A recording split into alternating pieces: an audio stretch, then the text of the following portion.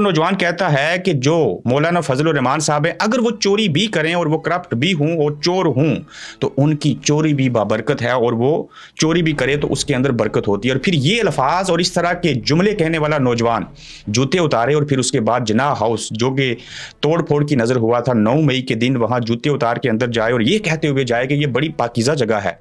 एक जुमला ठीक कह दे कि यहाँ शहदा का खून है, वो दीवारों को चूमे और फिर वीडियो बनाई जाए और ये तासर दिया जाए कि देखिए कि अवाम को कितनी मोहब्बत है जिन्ना हाउस से। असल में ये नौजवान जो कुछ कह रहा था इससे कबल जिन्ना हाउस जाने से वो तो जहालत थी। अब वही नौजवान जूते उतार कर अगर जिन्ना हाउस में भी चला जाए और शोहदा के खून को सामने रखते हुए उसकी ताजीम और तकरीम करने की कोशिश करे तो लोग उसकी बात को इसलिए नहीं मानेंगे और इस सच्चाई को जहालत करार दे देंगे, चूंकि उसने इससे कबल मरियम साहिबा और मौलाना फजलुर रहमान साहब के हवाले से जो अल्फाज अदा किए थे उनका हकीकत से, शरीयत से, दीन से, इंसानियत से और अखलाकियात से कोई ताल्लुक